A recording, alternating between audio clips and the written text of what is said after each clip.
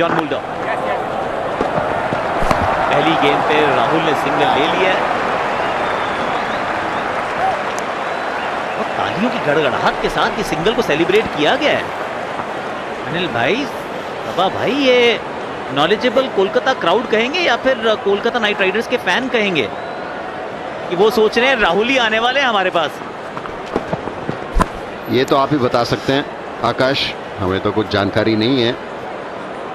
भारत के लिए एक रन, पहली रन इस इनिंग्स में, तो इसलिए वो शायद ताली बजा रहे थे ना। आकाश, मुझे तो लगता है कि केकेआर के फैंस अब केएल राहुल को तैयार हैं आलिंगन करने के लिए। ये नो बॉल पर ये तैयारी मुझे लग रहा है हो रही है।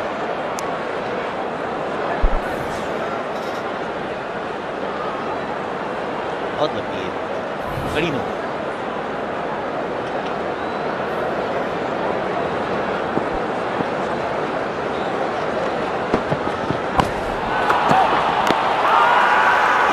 मिसिंग। शॉट ऑफर नहीं किया है, ये बात सही है, लेकिन एलबीडब्ल्यू का मूलभूत सिद्धांत यह है कि गेंद को स्टंप पे जाके लगना चाहिए।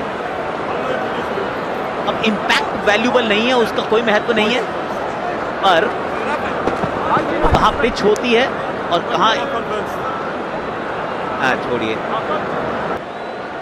यशस्वी जायसवाल ने सोचा कि ये बाहर की तरफ और जाएगी, लेकिन इतना नहीं हुआ जितना वो एक्सपेक्ट कर रहे थे।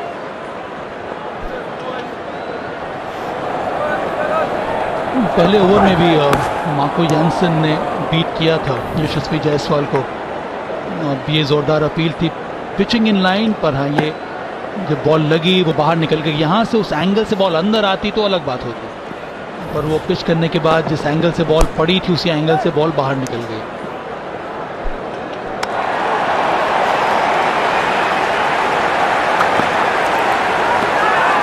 कदमों का इस्तेमाल किया उन्होंने।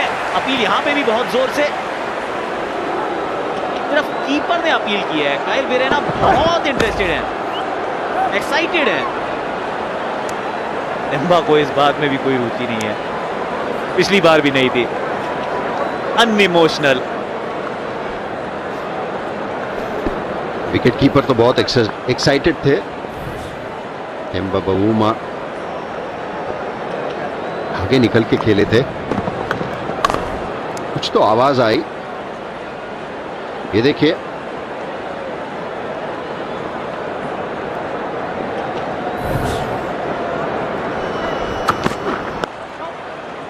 पर तो वैसे भी बहुत एक्साइटेड रहते हैं अनिल भाई, चाहे वो मैदान पे या आपके लेफ्ट में बैठे हों। ऐसे में आप सोचते हैं ये कीपर तो अलग थे, बोलना पड़ता था अपील करिए। ये देखिए, बैड। अनिल, एक्चुअली आकाश कहना ये चाहते थे, ये कीपर कहाँ थे? ये तो सिर्फ ग्लव्स पहन के मैदान में पहुंच जाते थे। इतने भी मॉडरेट प्रेजेंट्स जीतो दंदनादन। India versus South Africa match के दौरान जीतो टैब पे जाओ, आसान से सवालों का जवाब दो और पाओ प्राइवेट जेट में उड़ने का मौका। स्काई स्कैनर पे पाइए चीपेस्ट फ्लाइट और होटल रेट, यही है ultimate travel hack. Sky scanner presents जीतो दंदनादन। स्टार स्पोर्ट्स नेटवर्क और जियो हॉटस्टार पर लाइव आएगा। ईडन गार्डन्स में हैं हम, कोलकाता में हैं हम। शामी की चर्चा बहुत हुई है, क्योंकि अनिल भाई ने कहा कि मेरे पास खबर पहले आती है, तो मुस्कुराने की खबर मैं पहले दे चुका हूं। इसकी पुष्टि की वेट कर रहे हैं, हो सकता है कल सुबह, शाम तक तो पक्का ही है।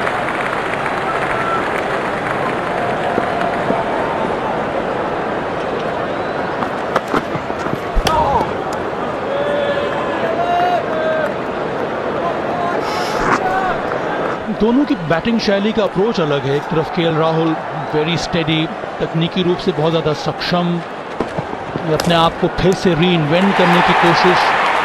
वो एज अ फ्लोटर कई बार खेलने का मौका मिलता है, पोजीशन में परिवर्तन। जब से इंग्लैंड का दौरा हुआ है वहाँ से कम ओपनिंग की स्लॉट अपनी बनाई है, उसमें रन्स भी बनाए हैं। दूसरी तरफ है यशस्वी जायसवाल, मोर एग्रेसिव, हमेशा से वो अटैकिंग इंस्टिंक्ट। ये test cricket as a batter भी कई सारे चीज़ों को आपके टेस्ट करता है। आज दोनों का अलग अलग अप्रोच है। देखना ये है कि इस सरफेस पे कौन सा अप्रोच कामयाब साबित होता है भारत के लिए।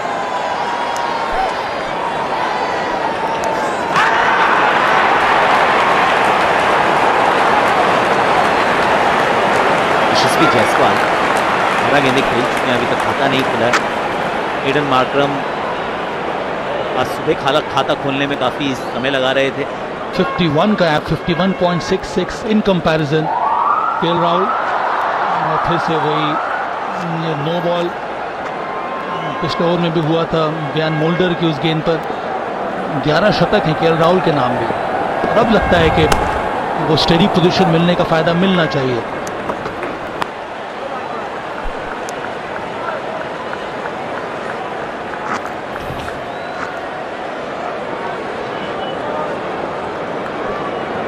अच्छी बॉल है एक्चुअली थर्ड अंपायर की। इंटरेस्टिंग है एक्चुअली, अगर आप साउथ अफ्रीका के दृष्टिकोण से देखें, एक तरफ से यान संधू, इस तरफ से बियॉन मूल्डर खेलते, वैसे कॉर्बिन बॉश भी रहे हैं। सामी के लिए जगह नहीं बनी है कि भारतीय टीम में बहुत सारे लेफ्ट हैंडर्स हैं।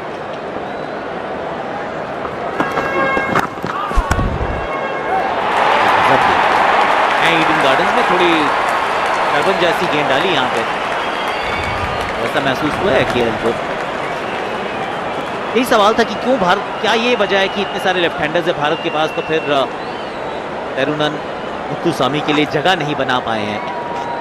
3 पेसर जिसमें मूल्डर नई गेंद से डाल रहे हो, तो फिर बॉश आवश्यक साबित होंगे, खासतौर से जब आपने आखिरी गेंदबाजी भी करनी है।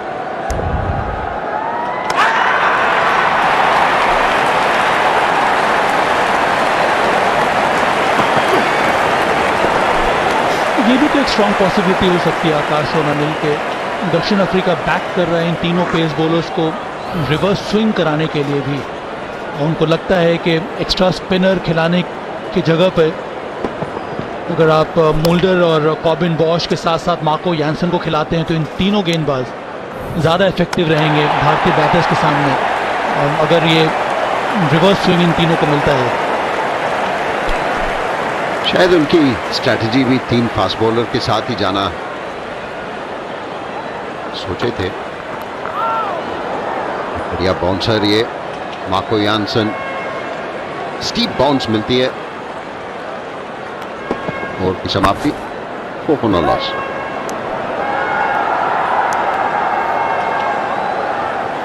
For months you have been asking, now it's time. On November 15th, the world will take its first step into our story. Experience what we have been creating with all our hearts. Twilight Presents, Globetrotter, streaming exclusively online on Jio Hotstar.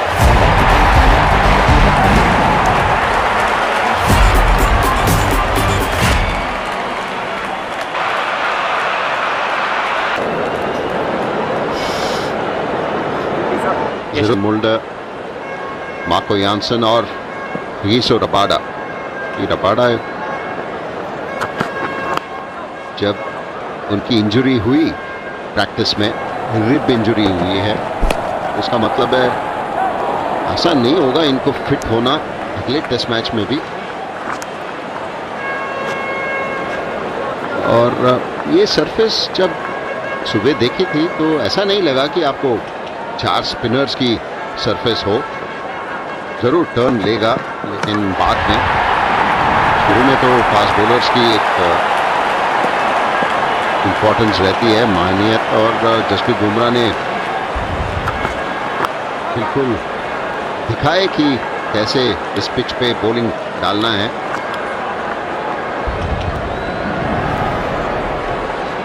बड़ी interesting बात है, जैसे इस पे 4 spinner वाली pitch नहीं लग रही थी, यहाँ 3 फास्ट बॉलर वाली पिच भी नहीं लग रही है। आइडियल कॉम्बिनेशन में भी 2 फास्ट बॉलर्स 3 स्पिनर्स। तनुरन मुत्तुसामी के रूप में एक विकल्प मौजूद थे जो अच्छा भी करके आए हैं पाकिस्तान में। अभी